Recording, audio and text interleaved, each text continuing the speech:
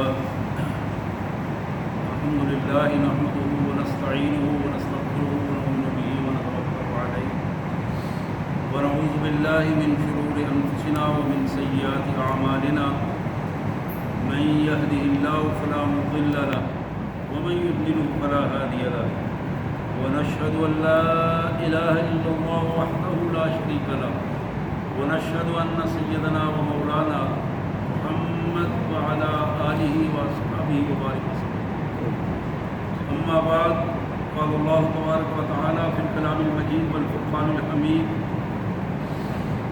وإذا سألك عبادي عني فإني قريب أجيب دعوة الداعي إذا دعان فليستجيبوا لي وليؤمنوا بي لعلهم يرشدون.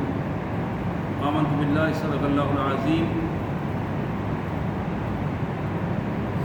اللهم صل على سيدنا ومولانا محمد وعلى آل سيدنا ومولانا محمد كما صليت على إبراهيم وعلى آل إبراهيم إنك حميد مجيد. اللهم صل على جميع الأنبياء والمرسلين وعلى الملائكة المقربين وعلى سائر الصحابة والتابعين وعلى عباد الله الصالحين. اللہ کی پاک کلام قرآن مجید میں یہ دوسرا پارہ ہے اور سورہ البقرہ کی ایک ہی آیہ مبارکہ میں نے تلاوت کی ہے، آیت نمبر 186. اس کا سادہ سا مفہوم اس طرح ہے وَإِذَا سَأَلَكَ عِبَادِي عَنِّي، میرے رسول میرے بندے آپ کے پاس آ کر اگر میرے بارے میں پوچھیں فإنی قریب، انہیں بتاؤ کہ میں ان کے قریب ہوں، قریب تر ہوں، ان کے تصور سے بھی زیادہ قریب ہوں. وَإِذَا سَأَلَكَ عِبَادِي عَنِّي، میرے رسول اگر میرے بندے آپ سے میرے بارے میں پوچھیں آپ ان کو بتاؤ کہ فإنی قریب، میں ان کے قریب تر ہوں. اجیب دعوت الداعی اذا دعان، جب بھی کوئی دعا کرنے والا میرے حضور دعا کرتا ہے میں اس کی دعا کا جواب دیتا ہوں. جب بھی کوئی پکارنے والا خوشی یا غمی میں مجھے پکارتا ہے اجیب، میں اس کی پکار کا جواب دیتا ہوں. فلیستجیبوا لی، میرے بندوں کے لیے یہ بھی لازم ہے کہ وہ میری دعوت کو بھی قبول کریں. اللہ کی طرف جو دعوت دی جا رہی ہے اس کو قبول کریں. وَلْيُؤْمِنُوا بِي، اور میرے بندوں پر یہ لازم ہے کہ وہ مجھ پر اعتماد کریں، ایمان لائیں. لَعَلَّهُمْ يَرْشُدُونَ، یقیناً یہی وہ راستہ ہے جو ان کو رشد و ہدایت کا راستہ دکھائے گا، جو ان کو کامیابیوں کا راستہ دکھائے گا، جو ان کو رہنمائیوں کا راستہ دکھائے گا، جو ان کو ظلمتوں اندھیروں سے نکال کر نورانیت کے راستے پر لے کے آئے گا. سبحان اللہ وبحمدہ، سبحان اللہ العظیم وبحمدہ نستغفر اللہ یا ارحم الراحمین یا ذی الجلال والاکرام.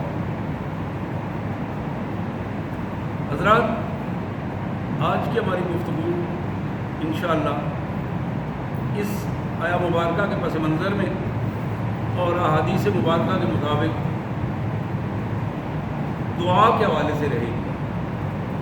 دعا کیا چیز ہے، کیوں کی جاتی ہے، کب کرنی چاہیے اور کیسے کرنی چاہیے، اور اللہ کے رسول صلی اللہ علیہ وسلم نے اس حوالے سے آپ کا عمل کیا تھا، آپ کا حکم کیا ہے، طریقہ کار کیا تھا. یہ وہ ساری چیزیں ہیں جو ان احادیث میں بڑی واضح انداز میں ہمارے سامنے آئیں گی انشاءاللہ. اس آیہ مبارکہ میں بڑی واضح سی بات یہ کی گئی ہے کہ دعا صرف اللہ سے کی جاتی ہے. اللہ کے علاوہ اس کائنات میں کوئی ہستی ایسی نہیں ہے جس کو وہ دعا کرتا ہے. کوئی زندہ یا مردہ خالق کائنات کے علاوہ کوئی نہیں ہے جس سے دعا کی جائے.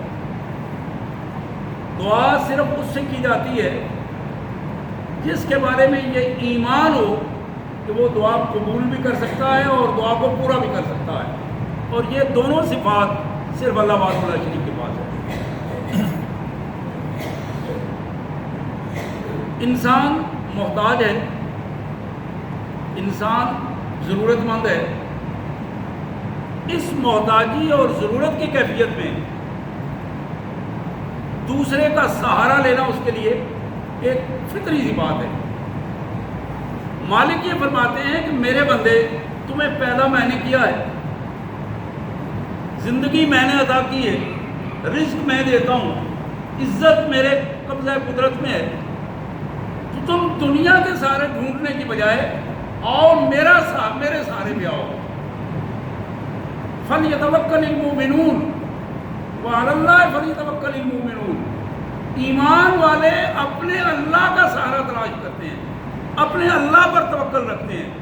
یہ اللہ کا سہارا وہ ہے، قرآن مجید میں مزید اللہ فرماتے ہیں کہ جس شخص نے اللہ کا سہارا پکڑ لیا، اللہ کے دین کو اپنا اوڑھنا بچھونا بنایا، یہ وہ شخص ہے جس کو علوہ وثقی مل گیا ہے، ایک ایسا مضبوط سہارا مل گیا ہے جو کبھی نہ ٹوٹنے والا ہے، کبھی مایوسی کی کیفیت نہیں دینے والا۔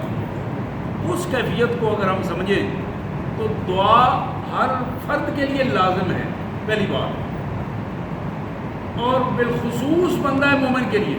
کافر لوگ بھی دعائیں کرتے ہیں۔ ہندوستان میں ہندو لوگ آپ دیکھ رہے ہیں، وہ اپنے بتوں کے سامنے جا کر ہاتھ جوڑ کے نہ جانے کیا کیا خرابات بکتے رہتے ہیں۔ اسی طرح سکھ ہیں، وہ اپنی مڑیوں پہ جا کے یہ کام کرتے ہیں۔ ان سکھوں اور ہندوؤں کے علاوہ عیسائیوں کے ہاں دعا کا بالکل ایک الگ طریقہ کار ہے، یہودیوں کے ہاں ایک الگ طریقہ کار ہے، لیکن دعا کا جو تصور ہے وہ ہر جگہ پہ موجود ہے۔ یہاں تک کہ جو بالکل بد مذہب لوگ ہیں وہ بھی کسی نہ کسی انداز میں دعا کا طریقہ اختیار کرتے ہیں، کسی نہ کسی انداز میں سہارا ڈھونڈنے کی کوشش کرتے ہیں۔ تو حضرات، یہاں جو اللہ تعالیٰ نے فرمایا کہ میرے رسول، یہ میرے بندے آپ کے پاس آتے ہیں، میرا تعارف پوچھتے ہیں، میری طاقت کی کیفیت پوچھتے ہیں، تم انہیں بتاؤ فإنی قریب، میرے بندو تم مجھے تلاش کر رہے ہو، مجھے تلاش کرتے ہوئے تمہیں وہ مشکل پیش نہیں آئے گی، میں تمہارے قریب تر ہوں، تم پہچانو تو صحیح، ڈھونڈنے والے بنو تو صحیح۔ اقبال مرحوم نے کہا تھا، ہم تو مائل و کرم ہیں، کوئی سائل ہی نہیں، راہ دکھلائیں کسے راہ رو منزل ہی نہیں۔ یعنی مالک کی رحمتیں اس تلاش میں رہتی ہیں کہ میرے بندہ کب اس کے اندر وہ جذبہ پیدا ہوتا ہے کہ وہ اپنے اللہ کے حضور سجدہ ریز ہو کر اس کی آنکھوں سے 2000 آنسو نکلے اور پھر وہ رحمتیں اس کا استقبال کریں۔ حضرات، اسی کیفیت میں قرآن مجید نے ایک دوسرا رنگ بھی ہمارے سامنے رکھا ہے، اَمَّن یُجِیبُ الْمُضْطَرَّ اِذَا دَعَاهُ وَیَکْشِفُ السُّوءَ۔ لوگوں کون ہے جب بندے پریشانی کے عالم میں، مجبوری میں گر جاتے ہیں، پریشانیوں میں گرے ہوئے، جب وہ رو رہے ہوتے ہیں، اور ان رونے اور چیخنے اور چلانے کی کیفیت میں ان کی پکار کا جواب کون دیتا؟ کون ہے جو ان کی پکار کا جواب دے کر ان کو اس پوزیشن میں لاتا ہے، ان کی دعائیں سنتا ہے اور قبول کرتا ہے؟ اسی طرح دعا کا ایک بہترین انداز جو قرآن مجید نے ہمارے سامنے رکھا، فَلَهُ الْأَسْمَاءُ الْحُسْنَى فَادْعُوهُ بِهَا۔ اللہ کے بہترین نام ہے، اللہ ذاتی نام ہے، صفاتی نام اس کے بہترین نام، کہ 99 نام گنوائے جاتے ہیں، اس کے علاوہ بہت سارے نام ہیں قرآن مجید میں موجود ہیں۔ اللہ فرماتے ہیں کہ اگر تمہیں اپنی دعاؤں کو قبولیت کے شرف سے نوازنا ہے تو پھر اللہ کے اسماء الحسنی پڑھ کے دعا کیا کرو، اللہ تعالیٰ تمہاری دعاؤں کو رد نہیں کرے گا۔ یہ قرآن کا مشورہ ہے ہمارے لیے، قرآن کی رہنمائی ہے ہمارے لیے۔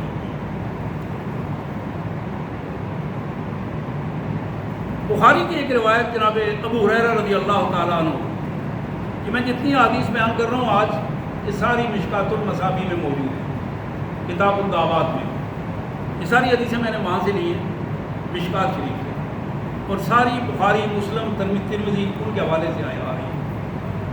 بخاری شریف کی یہ حدیث، جناب ابو ہریرہ کہتے ہیں کہ نبی رحمت صلی اللہ علیہ وسلم نے فرمایا کہ کل نبی دعوت مستجابہ،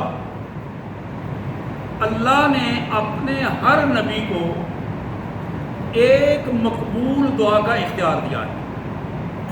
اللہ نے اپنے ہر نبی کو ایک دعا کا اختیار دیا ہے کہ تم ایک دعا تمہاری ہر قیمت پہ مانی جائے گی، تم دعا کرو اللہ تعالیٰ اسی وقت اس دعا کا اجابت تمہارے سامنے رکھ دے گا۔ میرے آقا صلی اللہ علیہ وسلم فرماتے ہیں فتعجل کل نبی دعوتہ،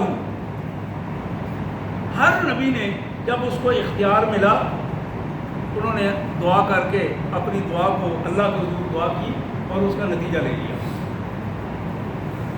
اور یہ کام انہوں نے جلدی کیا کہ اللہ کی طرف سے ایک خوبصورت آفر آئی ہے، اس کو جلدی قبول کیا۔ لیکن میرے آقا فرماتے ہیں صلی اللہ علیہ وسلم وَإِنِّي اختبات دعوتی شفاعتا لامتی الی یوم القیامہ، میں نے اپنی اس مقبول دعا کو قیامت والے دن اپنی امت کی شفاعت کے لیے رکھا ہے کہ میں یہ دعا جو میری ضرور قبول ہوگی، اللہ نے وعدہ فرمایا ہے، اس دعا کو میں قیامت والے دن کروں گا۔ اور میں نے اپنے اللہ سے درخواست کی ہے کہ میرے مالک یہ تو اختیار جو تم نے مجھے دیا ہے، میں قیامت والے دن تیرے حضور یہ عرض کروں گا کہ میرے مالک میری امت کو معاف کر دے۔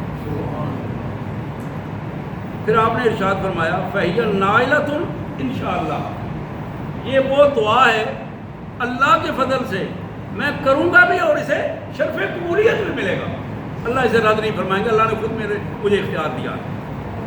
اور پھر شرط بتا دیجیے، ذرا غور کر لیجیے اگلی شرط پہ، فرمایا مَن مَاتَ مِن أُمَّتِي لَا يُشْرِكْ بِاللَّهِ شَيْئًا، میری یہ دعا میری امت کے ہر اس شخص کے لیے ہوگی جس شخص کے زندگی میں شرک کا شائبہ نہ ہو، باقی گناہ کتنے بھی ہوں، اگر وہ گناہ کر کے آ گیا ہے، اس کو توبہ کی توفیق نہیں ہوئی، اللہ کو وحدہ لا شریک ماننے والا ہے، مجھے نبی ماننے والا ہے، محمد رسول اللہ صلی اللہ علیہ وسلم نے فرمایا اس کا ایمان ٹھیک ہے، شرک نہیں کیا اس نے زندگی میں، میرے آقا نے فرمایا بھائی نائلۃ، یہ دعا اسے پہنچے گی، یہ دعا اس کے لیے کام کرے گی اور اللہ کے فضل سے اس کی شفاعت ہوگی۔ حضرات ایک دوسری بات اور بڑی اہم بات اور بڑی خوبصورت بات جو میرے آقا صلی اللہ علیہ وسلم نے ارشاد فرمائی، یہ بھی بخاری کی حدیث ہے، جناب ابو ہریرہ رضی اللہ تعالیٰ عنہ کی روایت، اذا دعا احدکم فلا یقل اللہم اغفر لی ان شئت، اللہم ارحمنی ان شئت، اللہم ارزقنی ان شئت، ولیعظم مسألۃ انہ یفعل ما یشاء فلا مکرہ لہ۔ لوگوں، حضور نے اپنی امت کے لوگوں کے لیے یہ خصوصی ہدایت اور طریقہ فرمایا ہے کہ جب تم دعا کرو تو یہ الفاظ مت کہو یا اللہ اگر تو چاہے تو مجھے معاف کر دے، اگر تو چاہے تو مجھ پر رحم کر، اگر تو چاہے تو مجھے رزق دے دے۔ آپ نے فرمایا نہیں، یہ طریقہ نہیں ہے دعا، یہ طریقہ دعا کا نہیں ہے، اپنی ضرورت پیش کرو اور رو کر پیش کرو، عاجزی سے پیش کرو، اس میں کبر کی پوزیشن ہے کہ تو چاہنا دیا کام کر دے، نہیں، یہ طریقہ کار نہیں ہے۔ روتے ہوئے عرض کرو کہ میرے مالک میری یہ ضرورت ہے، مہربانی کر کے پورا کر دے، میری ضرورت ہے کہ میرے گناہ مجھے معاف فرما دے، میری ضرورت ہے کہ تو مجھ پر رحم فرما، اپنی خاص رحمت سے مجھ پر رحم فرما، میری ضرورت ہے کہ میں رزق کی کمی کا شکار ہوں، مجھے رزق عطا فرما اور رزق حلال عطا فرما اور اس میں وسعتیں اور برکتیں عطا فرما۔ پھر فرمایا ولیعظم مسئلہ، پوری عظیمت کے ساتھ، یکسوئی کے ساتھ اپنے مسائل کو اپنے اللہ کے حضور پیش کرو، اور جب تم پیش کرو گے اللہ تعالیٰ چاہے گا تو وہ اپنی مہربانی سے تمہارے مسائل حل فرما دے گا، تمہاری دعا کو قبول کر لے گا۔ لیکن یاد رکھو فلا مکرہ لہ، اللہ کے سامنے جبر و اکراہ کی پوزیشن مت پیدا کرو اللہ کے سامنے کوئی مجبوری کی پوزیشن مت پیدا کرو. حضرات اسی طرح مسلم شریف کی ایک حدیث مبارک جناب ابو ہریرہ کی یہ روایت ہے. سید کائنات صلی اللہ علیہ وسلم فرماتے ہیں بندے کی حالت یہ ہے اپنے کسی کام کے لیے وہ دعا کرتا ہے, 1 دفعہ کی, 2 دفعہ کی, 3 دفعہ کی. اب یہ مالک جانتا ہے کہ اس کی دعا کو قبولیت سے اس کو کوئی فائدہ ہوگا یا نعوذ باللہ نقصان ہوگا. اللہ تعالیٰ اپنے اس بندے سے جس سے پیار کرتے ہیں اس کی دعا سنتے ہیں اور ایک خاص وقت کے لیے ڈیلے کر دیتے ہیں.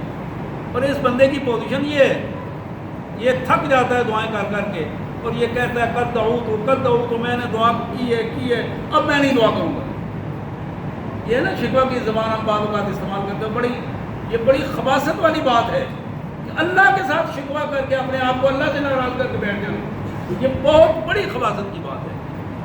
تو یہاں اللہ کے رسول صلی اللہ علیہ وسلم نے فرمایا یہ بندہ جو کہتا ہے کہ فلم ارا یستجاب لی, میں نہیں سمجھتا ہوں کہ میری دعا قبول کی جائے گی, 2-3 دفعہ دعا کر کے چھوڑ دیتا ہے, تو یستحسر عنہ ذلک, گھبرا جاتا ہے, تھک جاتا ہے, وجہ تو دعا اور دعا چھوڑ جاتا ہے. یہ وہ بندہ ہے جو تباہی اور بربادی کا سودا کرتا ہے اور دعاؤں میں جلدی کا سودا کرتا ہے. بندہ مومن کا طریقہ کار یہ ہے کہ وہ یکسوئی کے ساتھ اپنے اللہ کے حضور دعائیں کرتا رہے. یہ کب منظور کرنی ہے اور میرے حق میں کب اچھی ہے یہ میرا اللہ جانتا ہے, اور وہ اسی وقت اپنے بندے پر رحم فرمائے. حضرات اسی طرح میں ایک حدیث کو بیان کر رہا ہوں لیکن اس پہ زیادہ تبصرہ نہیں کر رہا ہوں, اس لیے کہ میں چاہتا ہوں کہ یہ ساری حدیث مبارک آپ کے سامنے آ جائیں اور وہ اپنے اندر حدیث مبارک خود ایک جامع حقیقت رکھتی ہے, وہ سمجھ میں آ رہی ہیں باتیں. یہ جناب ابو درداء رضی اللہ تعالیٰ عنہ کی حدیث مبارک اور مسلم شریف کی یہ حدیث فرمایا کہ دعوت المرء المسلم لاخیہ بظاہر الغیب مستجابۃ عند راسہ ملک موکل کلما دعا لاخیہ بخیر قال الملک الموکل به آمین ولک بمثل. اللہ کے پیارے رسول صلی اللہ علیہ وسلم نے فرمایا کوئی مسلمان بہن بھائی کسی دوسرے بہن بھائی کے لیے اس کی عدم موجودگی میں دعا کرتا ہے, بندہ موجود نہیں ہے, دعا کرتا ہے اس کی عدم موجودگی میں اپنے بھائی کے لیے, اپنی بہن کے لیے, رشتہ دار نہیں ہے, مسلمان ہے, تعلق ہے, اسلام کا تعلق ہے, دین کا تعلق ہے, اس کے لیے دعائیں کرتا ہے. اللہ کے رسول صلی اللہ علیہ وسلم نے فرمایا اللہ تعالیٰ اس بندے کے ساتھ ایک فرشتے کو مقرر کر دیتے ہیں, فرشتہ اس کے پاس کھڑا ہوتا ہے, یہ دعائیں کر رہا ہوتا ہے, وہ فرشتہ آمین کر رہا ہوتا ہے, اور آمین کر کے کیا کہہ رہا ہوتا ہے وَلَكَ بِمِثْلِهِ بِهِ, جس طرح تو نے اپنے بہن یا بھائی کے لیے دعا کی ہے اللہ تعالیٰ اسی طرح اس سے بڑھ کر تمہیں بھی عطا فرمائے. یعنی وہ فرشتہ اس کے لیے دعائیں کر رہا ہوتا ہے, یہ اپنے بہن بھائی کے لیے دعا کر رہا ہوتا ہے, اور آپ یقین کریں وہ فرشتہ جو اللہ نے مقرر فرمایا ہے اس فرشتے کی دعا اللہ کے حضور منظور دعا ہوتی ہے کیونکہ وہ اللہ نے مقرر کرا, اللہ نے کھڑا کیا ہے. اسی طرح مسلم شریف کی ایک دوسری حدیث جو جناب جابر بن عبداللہ رضی اللہ تعالیٰ عنہ کے حوالے سے فرمایا کہ لا تدعوا علی انفسکم ولا تدعوا علی اولادکم ولا تدعوا علی اموالکم لا توافقوا من اللہ ساعتا یستجاب فیہا عطاء فیستجیب لکم. تو لوگوں اپنے آپ کو بد دعائیں دینے سے باز آ جاؤ, اپنے آپ کو بد دعائیں, یہ بہت بڑا غلط طریقہ اور خناس طریقہ ہے کہ بندہ یہ کہ اکثر یہ منہ سے لوگوں کے نکل جاتا ہے میں مر جاؤں, میں اس طرح ہو جاؤں, یعنی وہ بڑے عجیب عجیب الفاظ ہیں جو زبان سے نکال جاتے ہیں بعض اوقات. اللہ کے رسول صلی اللہ علیہ وسلم نے فرمایا لا تدعوا علی انفسکم, اپنے مالوں کے بارے میں دعا مت کرو کہ میرے گھر کو آگ لگ جائے, میری فیکٹری کو آگ لگ جائے, یہ ہر شے تباہ ہو جائے, لڑائی ہو رہی ہے بھائی سے، بچوں سے لڑائی ہو رہی ہے، اور بد دعائیں اپنے آپ کو دے رہا ہے اور اپنے مال و دولت کو دے رہا ہے۔ پھر فرمایا کہ اپنے مال کو، اپنی اولاد کو اور اپنے آپ کو بد دعائیں نہ دیا کرو۔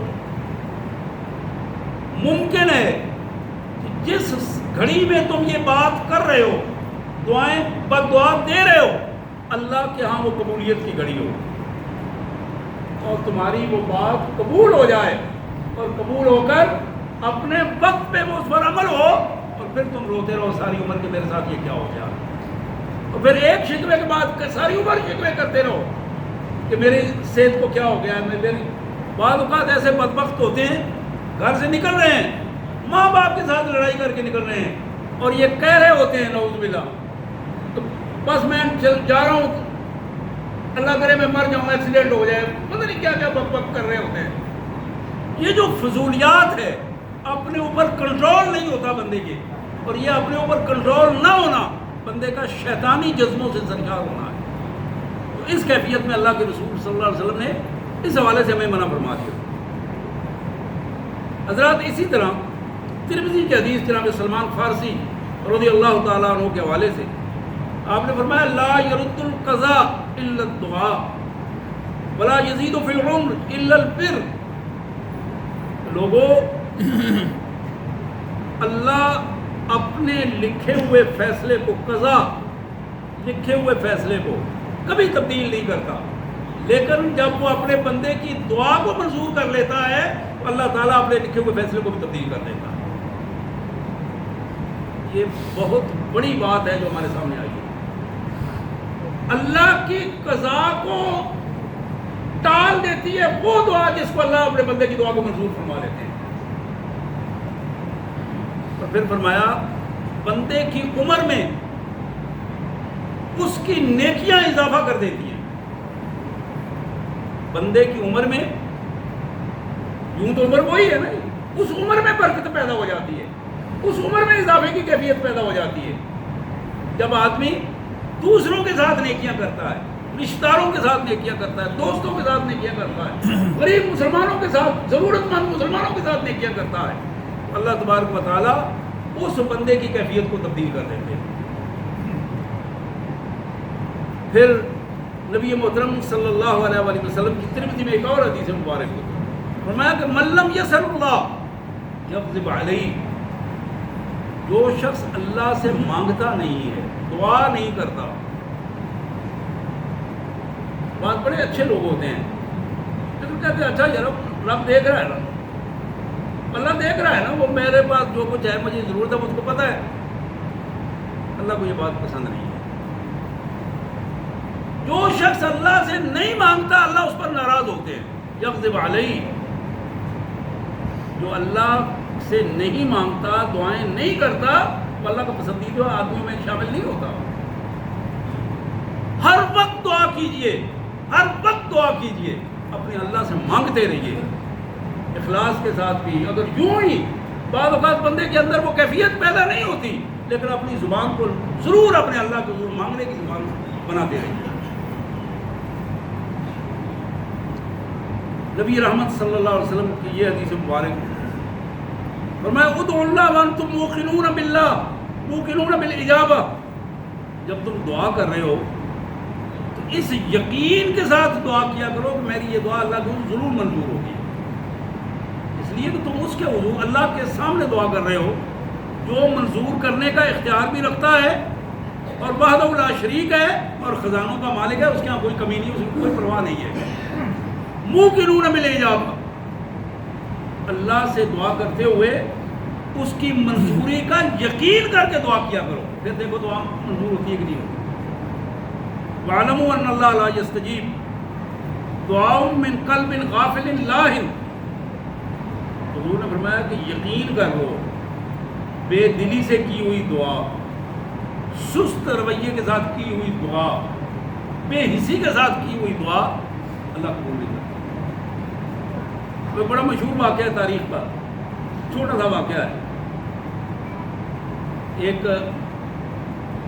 شخص کعبۃ اللہ میں بیٹھ کر دعا کر رہا تھا، نابینا تھا، دعا کر رہا تھا، بار بار رو رو کے کہ یا اللہ میری آنکھوں کی بصارت لوٹا دے، یا اللہ مہربانی کر، میں اندھا ہوں، مہربانی کر۔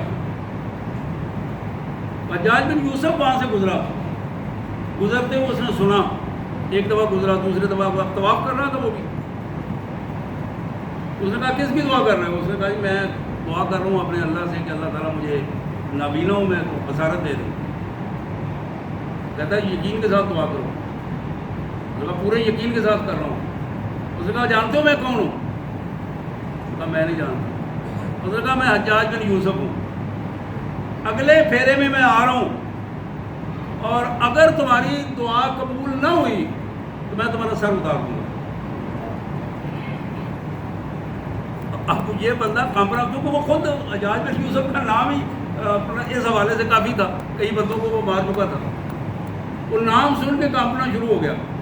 اب وہ رو رو کے دعائیں کر رہا ہے، اور تاریخ میں یہ واقعہ موجود ہے کہ حجاج جب چکر لا کے آیا تھا تو اس کی آنکھیں موجود تھیں۔ اتنی خشیت سے اس نے دعا کی کہ اللہ یہ مجھے مار دے گا، مہربانی فرما میری بصارت لوٹا دے۔ اللہ تعالیٰ نے مہربانی فرمائی اس کی۔ یعنی جتنا زیادہ اخلاص پیدا ہوتا ہے دعا میں، اتنا زیادہ دعا کی قربت کی کیفیت پیدا ہوتی ہے۔ ہم تو دعائیں اس طرح واجبی انداز میں دعائیں کرتے ہیں۔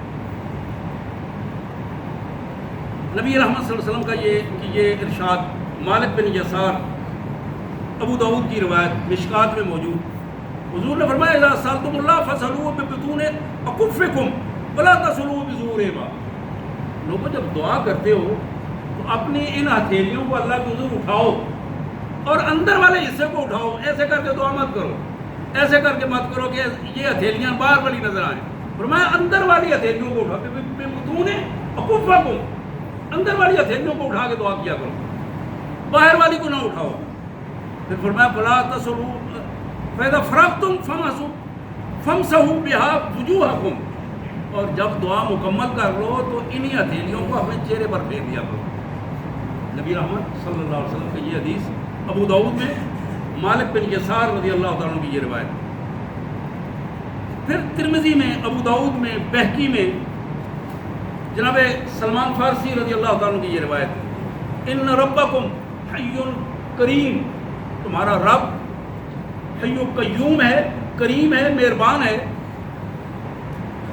فرمایا یستحیی من عبدہ اذا رفع یدیہ ان یردہما صفرا، اللہ فرماتا ہے کہ جب میرا بندہ دعا کے لیے میرے حضور ہاتھ اٹھاتا ہے، یہ الفاظ ہیں، دعا کے لیے میرے حضور ہاتھ اٹھاتا ہے اور آگے کر کے مجھ سے مانگتا ہے، مجھے شرم آتی ہے میں اپنے بندے کے ہاتھوں کو خالی لوٹا دوں۔ پھر ترمذی کی حدیث، ترمذی شریف، نبی رحمت صلی اللہ علیہ وسلم کا فرمان، اذا رفع یدیہ فی الدعاء لم یحطہما حتی یمسح بها وجہہ، کہ بندہ مومن جب دعا کے لیے ہاتھ اٹھاتا ہے، دعا کے لیے ہاتھ اٹھاتا ہے، اس کے لیے لازم ہے کہ دعا کے لیے جب ہاتھ اٹھاتا ہے اللہ سے اخلاص کے ساتھ دعا کرے، لم یحطہما، اس وقت تک ان ہاتھوں کو جھٹک کر نیچے نہ کرے جب تک کہ دعا کے بعد ان کو اپنے چہرے پہ نہ پھیر لے۔ وہ چہرے پر پھیرنا اس کے لیے نور اور چمک کی برکت کی کیفیت بنا دے گا۔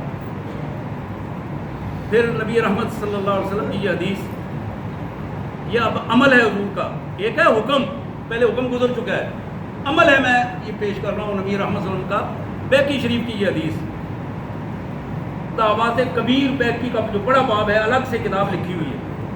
کان رسول اللہ صلی اللہ علیہ وسلم اذا دعا فرفع یدیہ ثم مسح بوجہہ یدیہ، نبی رحمت صلی اللہ علیہ وسلم جب دعا فرماتے اپنے ہاتھوں کو دعا کے لیے اٹھاتے، اٹھا کر خود دعا کے لیے اٹھاتے اور پھر اپنے چہرہ انور پر اس کو بعد میں پھیرتے۔ اسی طرح یہ حدیث جو ترمذی کی حدیث ہے، یہ بھی حضور صلی اللہ علیہ وسلم کا عمل ہے۔ کان رسول اللہ صلی اللہ علیہ وسلم یرفع یدیہ فی الدعاء حتی یری بیاض ابطیہ، کہ رسول کائنات صلی اللہ علیہ وسلم دعا کے لیے ہاتھ اٹھاتے، بعض اوقات اتنا اونچے ہاتھ اٹھاتے کہ آپ کی یہ بغلوں کی سفیدی نظر آتی، یہ یہاں تک آپ ہاتھ اٹھاتے دعا کے لیے۔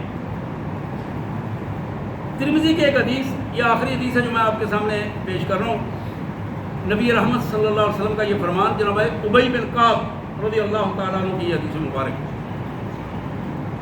بلکہ یہ دو حدیث ہیں. کان رسول اللہ صلی اللہ علیہ وسلم اذا ذکر احدا فدعا له بدا بنفسه. نبی رحمت صلی اللہ علیہ وسلم جب کسی بھائی کے لیے دعا کی نصیحت کرتے اس کو تو پھر اس کو کہا کرتے تھے کہ تم دعا اپنی ذات سے شروع کرو.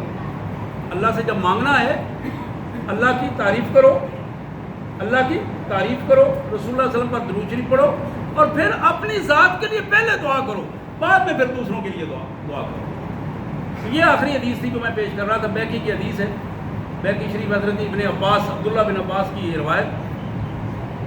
5 ایسی کیفیات ہیں کہ جن میں دعا مسترد نہیں ہوتی، دعا مسترد نہیں ہوتی. 5 اوقات ایسے ہیں کہ اللہ دعا کو ضرور قبول فرماتے ہیں. یہ بات ہے محمد الرسول اللہ صلی اللہ علیہ وسلم نے ارشاد فرمائی. پہلی بات فرمایا 5 دعوات یستجاب لہن. 5 دعائیں ایسی ہیں جن کے منظور ہونے کی اللہ نے پہلے ہی ارشاد فرما دیا ہے. دعوت المظلوم حتی ینتصر.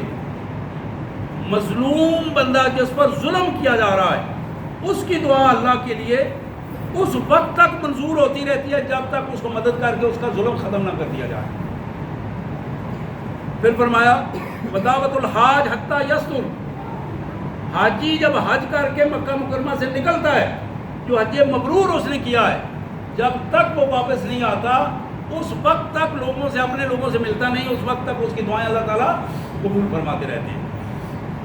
پھر فرمایا ودعوت المجاہد حتی یقعد.